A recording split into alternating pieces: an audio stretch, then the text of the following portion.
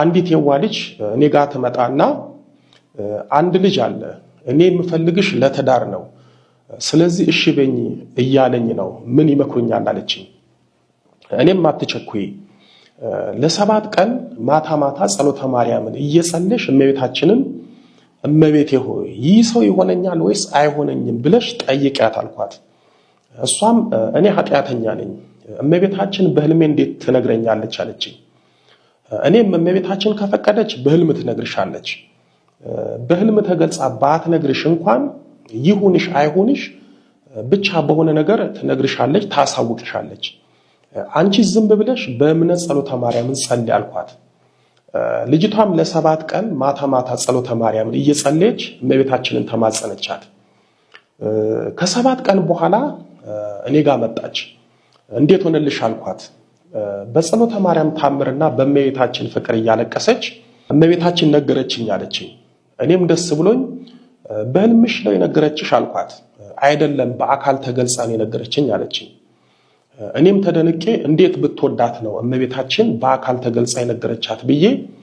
እስኪ እመቤታችን በአካል እንዴት ተገልጻ እንደነገረችሽ ንገሪኝ አልኳት እሷም በስራ አጋጣሚ የተዋወቅኳት አልፎ አልፎ የማገኛት ጓደኛ ያለች ጸሎተ ማርያምን ለሰባት ቀን ጸልይ እንዳበቃው በእምነት ጸሎተ ማርያምን ጸልያችሁ ከጠየቃችሁ በየትኛውም መንገድ ይሁን እመቤታችን ታሳውቃችኋለች ምክንያቱም እሷ በመዓዛ መለኮት በጣፈጠው ጦም አንደበቷ የጸለየችው ጸሎት ስለ ጸለያችሁ የምትታለሉትና የምትጭበረበሩበት ነገር የለም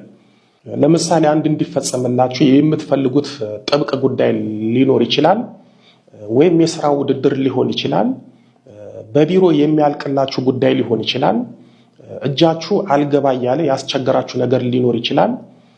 በአጠቃላይ እንዲፈጸምላችሁ የምትፈልጉት ነገር ካለ አስቀድማችሁ ጸሎተ ማርያምን 3 ጊዜ ጸልያችሁ ጉዳያችሁን ብትጀምሩ ወይም ወደ ጉዳያችሁ ብትሄዱ ያ ጉዳይ ወይም ያ ነገር ይፈጸምላችኋል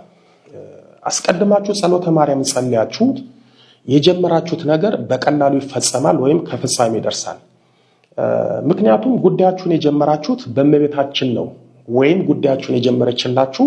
እመቤታችን ናትና ስለዚህ በቀላሉ ይፈጸማል አንድ ነገር ጀምራችሁ ያ ነገር ሳይፈጸም በእንጥልጥል ካለ ጀምራችሁ በማታውቁት ነገር ቆሞ ከሆነ ከዛሬ ነገር ይፈጸማል እያላችሁ ግን ዝም ብሎ በመሃል ላይ ቀርቶባችሁ ከሆነ በእውነት ነው የምላችሁ ጸሎተ ማርያምን እየጸለያችሁ እመቤታችንን ተማጽኗት በእመቤታችን ጸሎትና በጸሎተ ማርያም ኃይል ያ ነገር ይፈጸምላችኋል ለምሳሌ በህይወታችሁ ጣልቃ በመግባት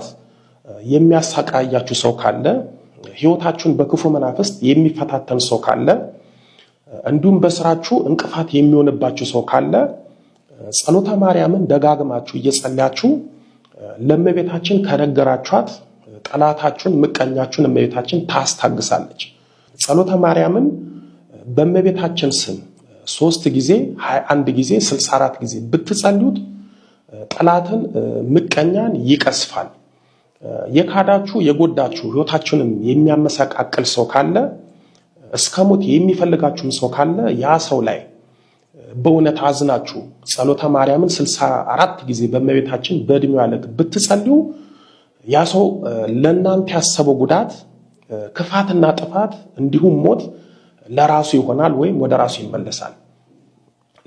ባጭሩ ያ ሰው ይቀሰፋል ባይቀሰፍ እንኳን ከናንተ ብን ብሎ ይርቃል ሰላምና ጤና አጥቶ ለናንተ ያሰበውን ክፉ ነገር በሙሉ ይተዋል